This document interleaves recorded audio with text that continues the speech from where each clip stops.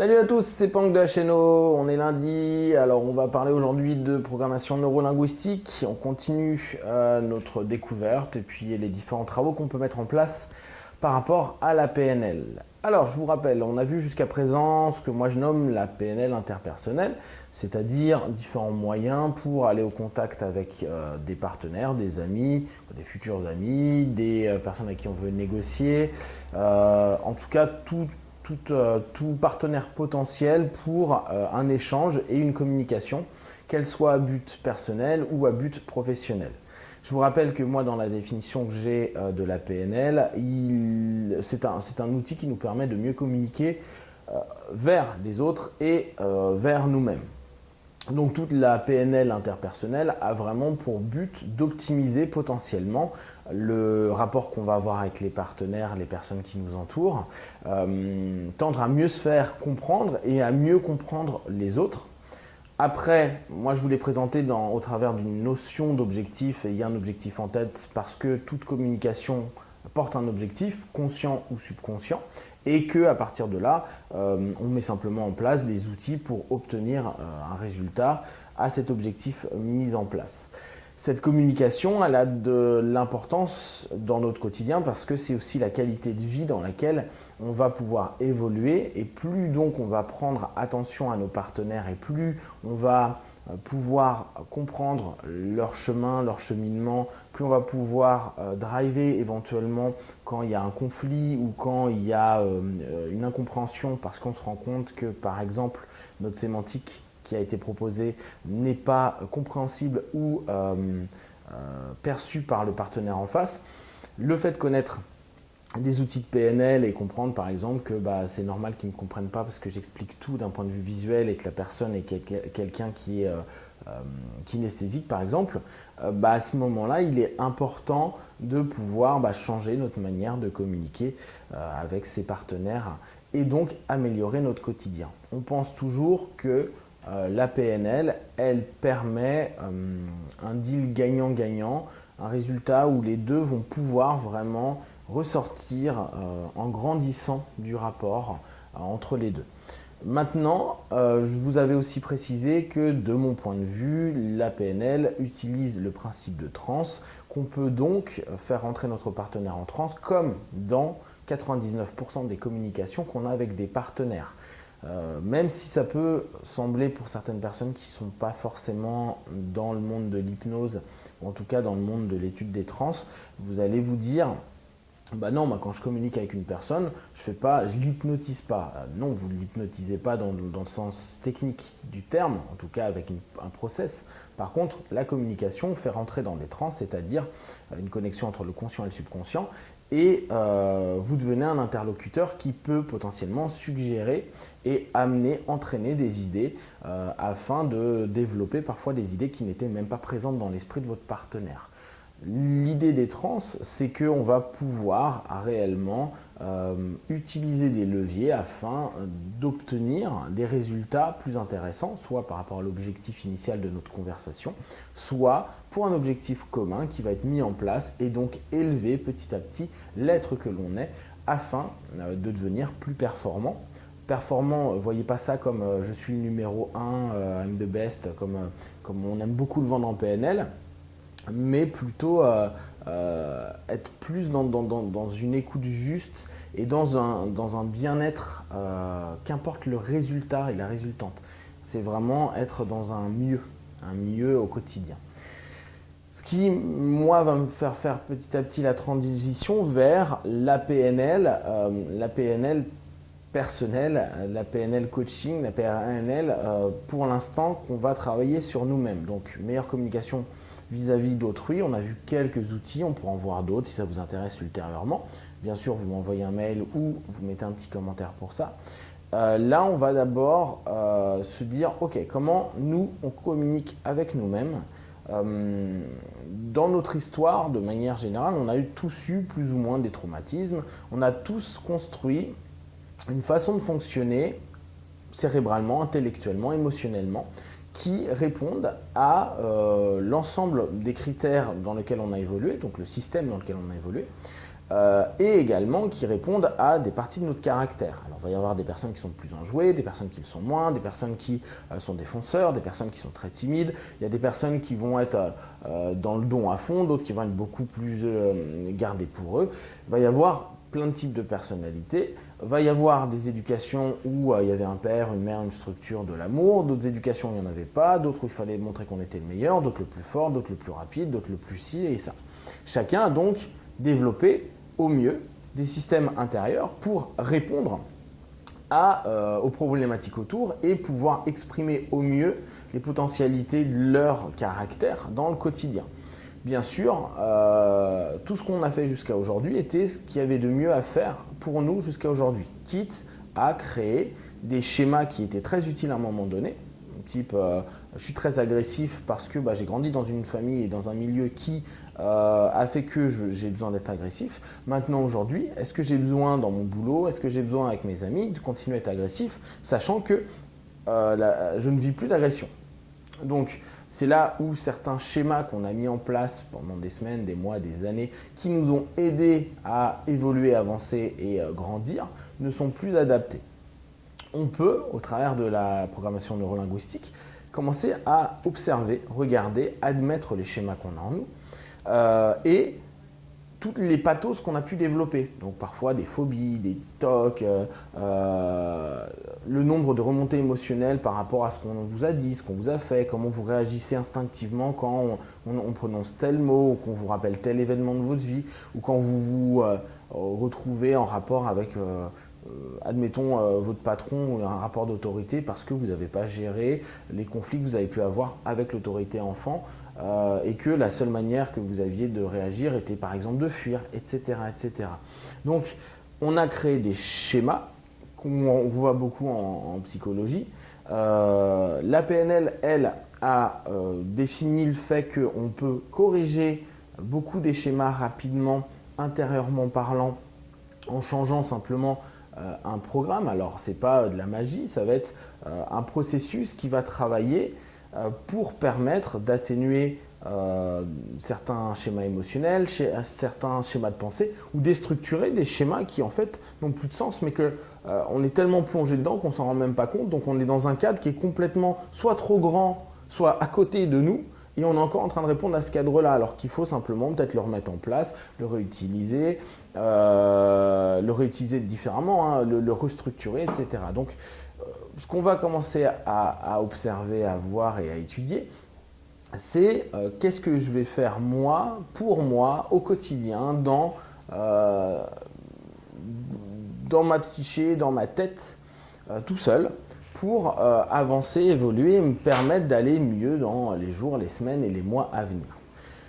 Alors, la première chose on va commencer à introduire ça, c'est cette notion de communication avec soi-même. Elle paraît toute simple parce que on se dit communiquer avec soi, c'est pas tellement compliqué, il suffit d'écouter ce qu'on se dit dans la tête. Ouais, bon, ça c'est normal.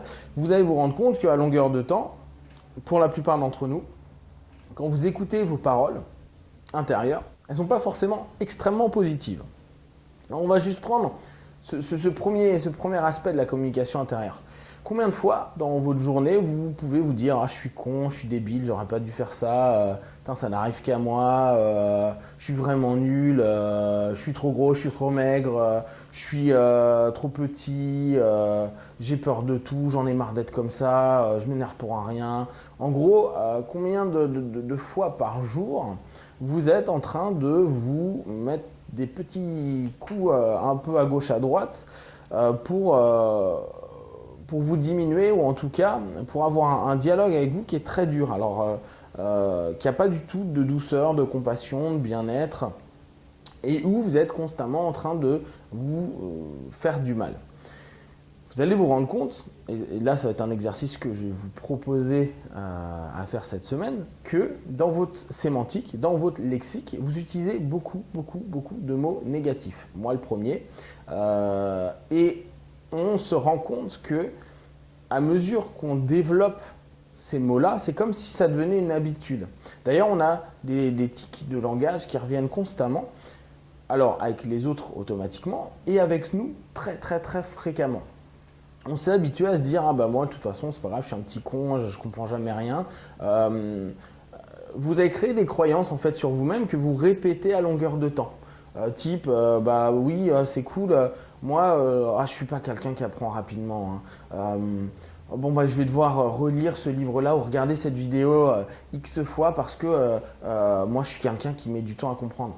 Et vous l'êtes tellement répété que vous en avez fait une réalité. Vous en avez fait une telle réalité que aujourd'hui, vous êtes persuadé d'être ce que vous avez répété à longueur de temps. Alors on ne sait pas si c'est une réalité de départ, type bah, effectivement une fois pendant une de vos leçons, vous aviez galéré à apprendre un poème ou à comprendre quelque chose que vos parents, votre prof ou l'entourage vous a dit bah ouais, hein, t'es vraiment nul, tu mets 3 heures alors que ton frère, lui, il met 30 secondes, quoi. Il met une demi-heure pour l'apprendre, toi ça fait 4 heures que t'es dessus. À ce moment-là, est-ce que c'est vous qui vous êtes dit bon bah ouais, tout le monde me dit que je suis pas rapide, donc je suis un crétin, donc j'y arriverai jamais parce que de toute façon il me faut toujours 10 fois plus de temps que les autres.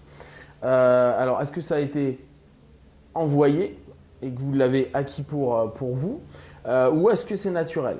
L'un comme l'autre, aujourd'hui, on ne peut pas vraiment le savoir. Par contre, ce qu'on sait, c'est que sur ce schéma qu'on vous a proposé et que vous vous répétez à longueur de temps, vous en avez créé une réalité. C'est-à-dire, en gros, vous avez mis une petite graine, qu'elle était là à l'origine ou pas. La graine, vous l'avez nourrie. Et vous l'avez nourrie comment? Vous l'avez nourrie au quotidien au travers de vos mots, de votre sémantique, votre manière de parler. Oui, bah moi de toute façon, j'arrive jamais à ça. Ah bah moi je suis pas sportif. Ah bah moi l'art, j'y comprends rien. Je sais pas dessiner. J'ai pas l'oreille musicale. J'ai pas ci, j'ai pas ça, etc. Et vous l'avez tellement répété que de cette petite graine, bah, vous en avez fait un petit arbuste, puis un bel arbre, puis un grand arbre, puis peut-être même d'autres petits arbres qui sont devenus une petite forêt. Donc vous, votre réalité sémantique intérieure et votre programme, c'est moi, je ne suis pas doué pour ça, je ne suis pas capable de, je suis nul pour, et grosso modo, bah, désolé, mais je ne vais pas pouvoir changer. Bonne nouvelle, déjà le fait qu'on puisse commencer à prendre attention des mots qu'on utilise et de se reprendre davantage à la place de dire bah, des choses négatives, s'entendre le dire et dire non, non, non, ça c'est plus moi, c'est pas ce que je veux. J'arrête de me répéter des termes automatiques, des croyances limitantes, parce que ça va être une croyance limitante. La croyance limitante, on en a tous, ça va être de croire qu'on a un potentiel qui va être limité à un moment donné, de par soit une structure intellectuelle, soit une structure sociale, soit une structure spirituelle ou autre, où vous êtes rentré dans un moule et que pour vous, c'est impossible d'aller au-delà du moule. Je reprends une petite histoire que Lipasco aime bien expliquer. C'est l'histoire des puces. Les puces ont la capacité à sauter extrêmement haut, 20 fois plus haut que leur taille, quoi. Vraiment, ça saute très haut. Et on sait qu'il y avait des cirques de puces à une certaine époque où bah, on apprenait à leur faire des sauts un peu plus dirigés, entre guillemets. Et pour ce faire, c'est très simple, qu'est-ce qu'on fait? Bah, on prend les puces, on les met dans un contenant, et dans le contenant, on ferme. C'est les puces qui sont capables de monter très très haut d'habitude, bah, là, avec le contenant, et surtout avec la limite qu'on a proposée à un moment donné, la puce va sauter, va se cogner, et bah, va instinctivement arrêter de sauter trop pour ne pas créer de gêne, douleur, si douleur il y a. Donc, quand on enlève après le couvercle, on pourrait se dire, bah non, mais c'est pas grave, à un moment tu m'as empêché de, mais maintenant je sais qu'il n'y a plus le couvercle, et je vais recommencer. Sauf que non, pas du tout. Réflexe pavlovien, c'est-à-dire réponse à un stimulus, quand je vais sauter, j'ai appris à ne sauter pas trop haut pour éviter de me faire mal. Et donc même si plus jamais de la vie vous mettez un couvercle, une limite, et ben moi je pense dans ma tête toute ma vie que j'ai cette limite. Et je pense que cette image-là, elle est typique de nous, elle est complètement nous au quotidien. Moi, papa, maman, mes profs, mes amis, mon directeur, mes patients, mes trucs m'ont dit ah ben non, t'es pas bon pour ça, t'es pas capable de, t'es pas ci, t'es pas ça.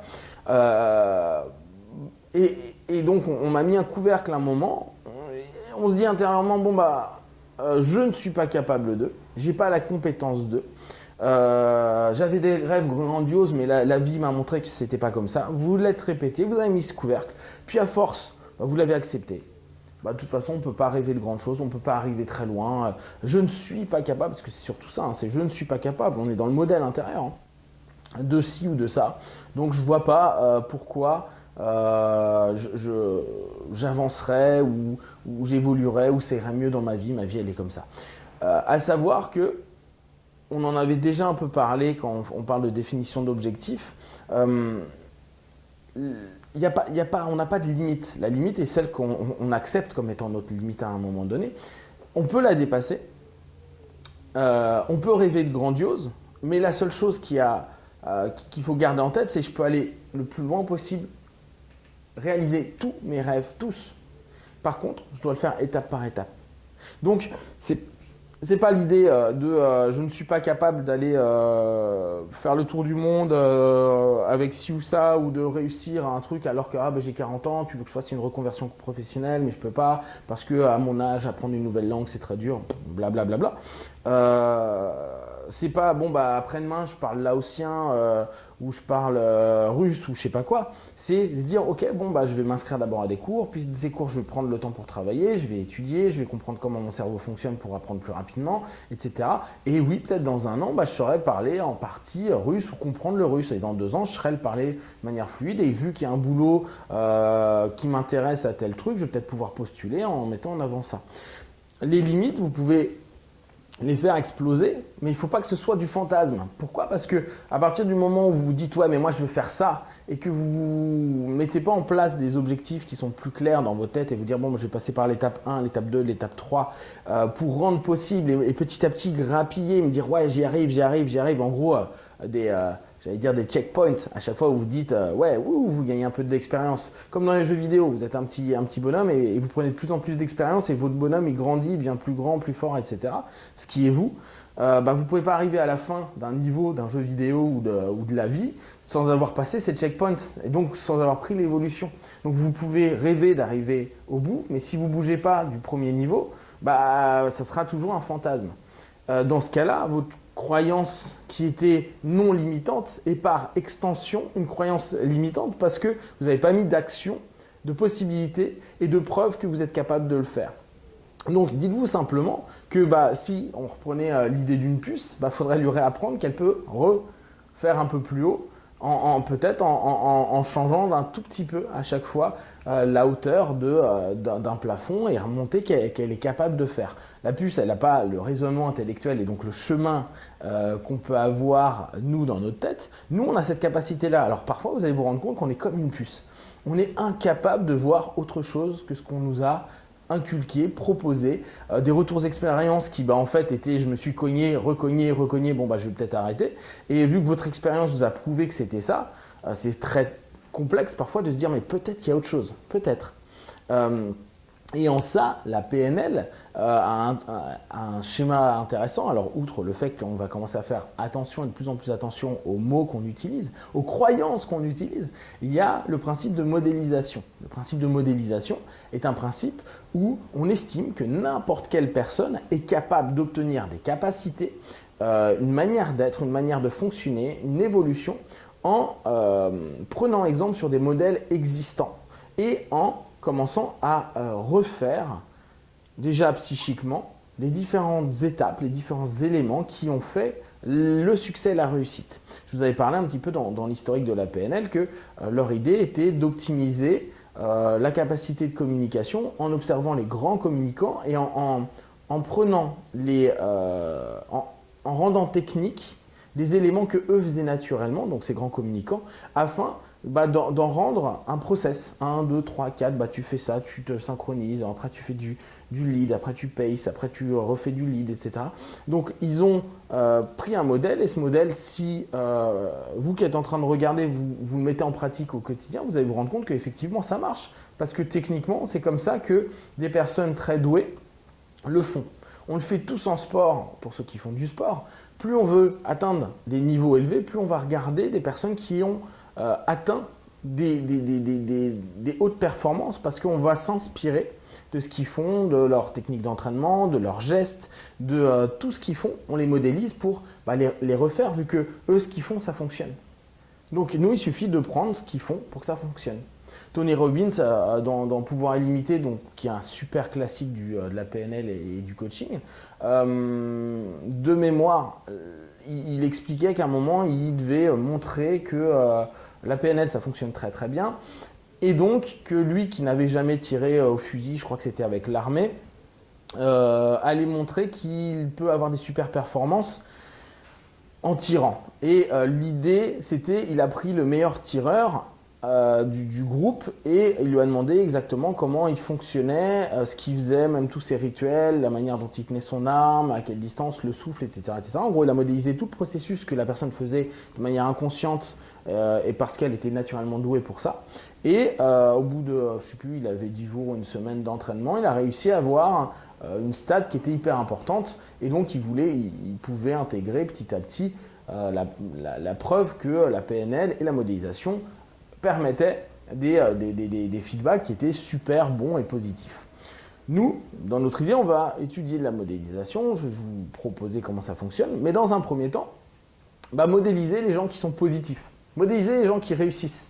Modéliser les personnes que vous, c'est là le plus important, c'est pas je vais prendre le mec hyper connu, la personne qui a tout réussi, alors que peut-être qu'au bout du compte, il n'y a qu'un truc dans sa vie qui vous plaît et le reste, vous n'en avez rien à faire. Prenez des modèles qui sont proches de vous dans leur manière de penser, comment ils pensent, comment ils parlent, comment ils bougent. Alors vous allez vous dire, bah oui, mais moi je suis pas lui. Bien sûr que oui, vous n'êtes pas lui. Et restez-vous. Par contre, prenez ce qui vous semble intéressant dans le processus, et le premier processus important, c'est des mots et de la sémantique qu'il utilise pour lui-même. Est-ce qu'il utilise souvent des mots négatifs? Est-ce qu'il est tout le temps en train de sourire? Est-ce qu'il y a un mouvement dans ce qu'il est, dans ce qu'il veut, dans ce qu'il met en avant? Quelle est l'énergie qu'il a? Comment je peux faire la même chose? Alors au départ, vous allez avoir l'impression que quand vous vous dites des trucs et que vous dites non, non, ça je ne veux pas y penser, je ne suis pas comme ça, vous allez avoir l'impression que vous vous mentez, comme si vous étiez en train de vous dire ah putain, je suis un petit con, j'en ai marre et tout, j'arrive jamais à rien. Et d'un coup, vous allez vous dire non, non, non. Alors, on reprend un classique, hein, vous dites simplement j'efface ce que je viens de dire, moi je suis capable d'être meilleur. Aujourd'hui j'y arrive pas, c'est un retour d'expérience, feedback, type PNL. C'est pas que je suis con, c'est qu'aujourd'hui j'ai pas encore compris ce qu'il fallait pour. Mais je sais que ça arrive, ça vient. Je me permets je m'autorise, j'avance. Et en gros, ça va être petit à petit d'effacer toute la sémantique à la con qu'on a dans la tête et on en a beaucoup. Là, quand je vous dis ces mots-là, j'entends croyances limitantes. Peut-être qu'il y en a qui n'en ont pas beaucoup. En tout cas, moi, aujourd'hui, même s'il y a des moments où je fais vraiment particulièrement attention à ma sémantique avec moi-même, il y a plein de moments où je me rends compte, waouh, c'est pas gagné. Pour vous montrer un petit peu l'idée tout bête de la sémantique intérieure, ce que ça peut faire, répétez-vous intérieurement avec un peu de nerf, un peu d'énergie. Ah, je suis nul, je suis nul, je suis nul, je suis nul, je suis vraiment nul, je suis nul, nul, nul. Répétez-le vous pendant, 10-15 secondes, ok?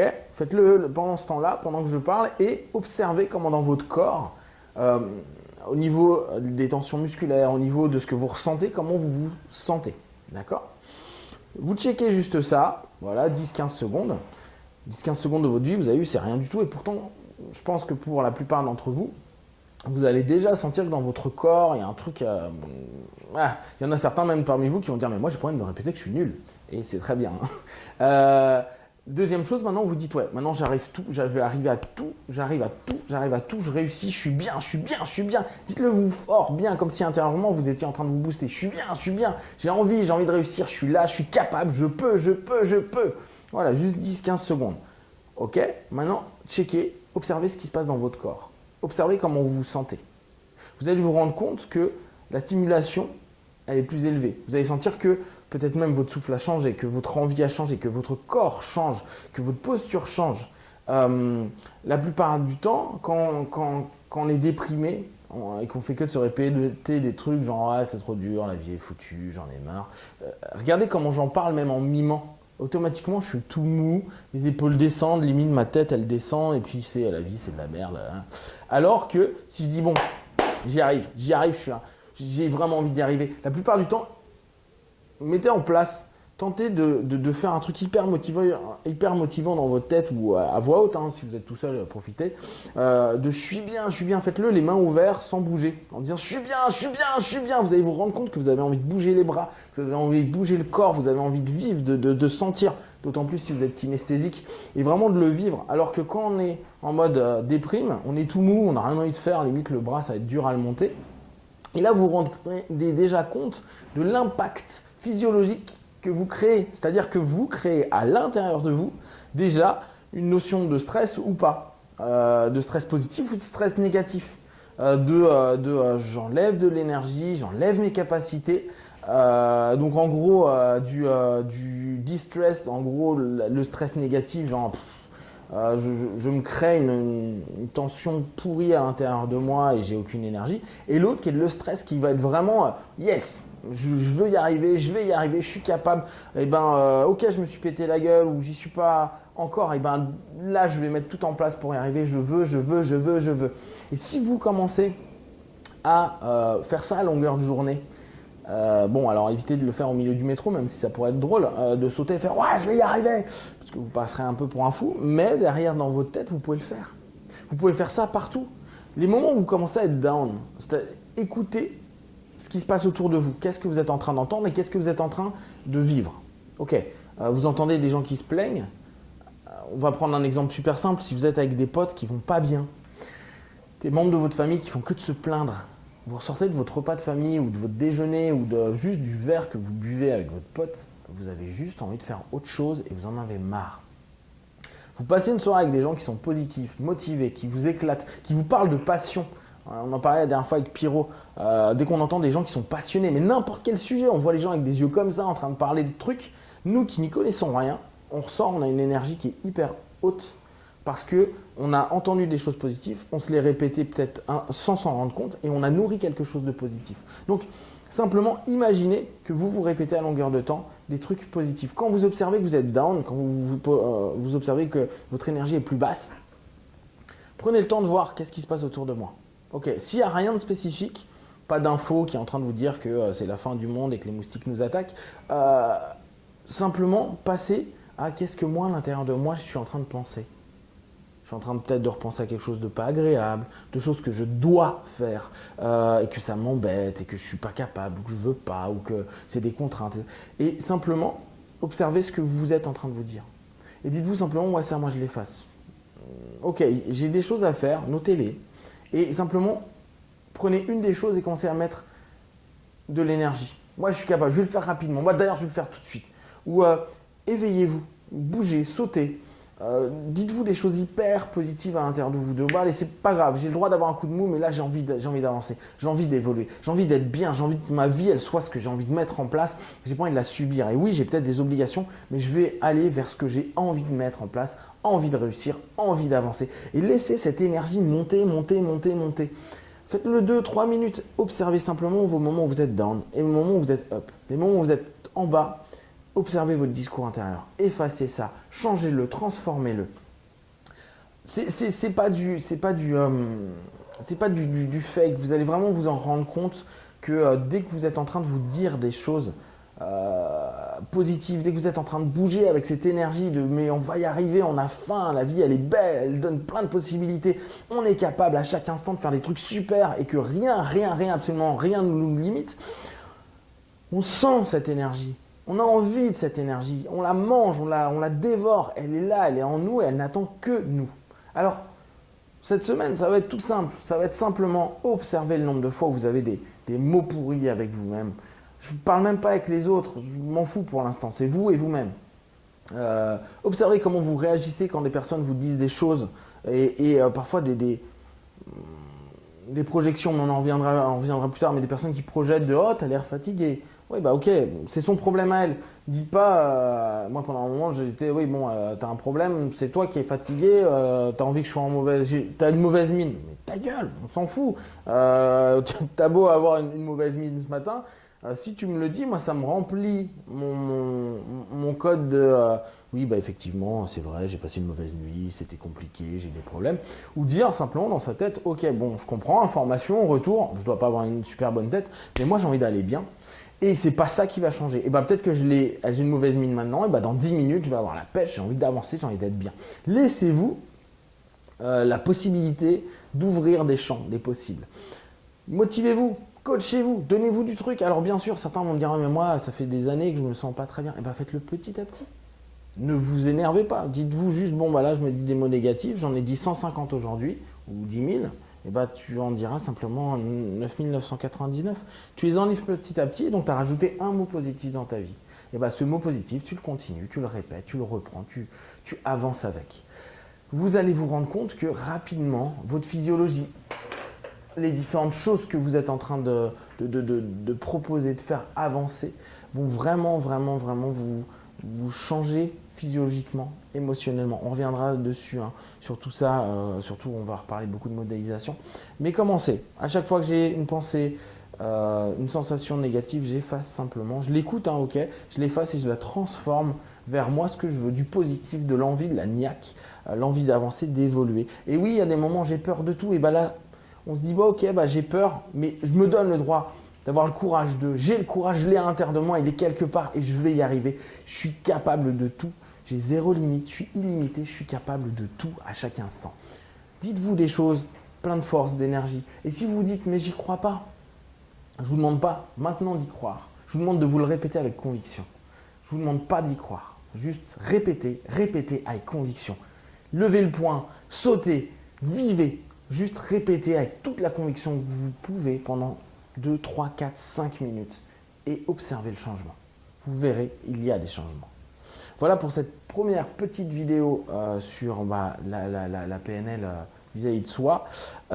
Si vous avez des questions, bien sûr, vous mettez un petit commentaire, vous m'envoyez un petit email. Je ferai en sorte d'y répondre au travers d'autres vidéos.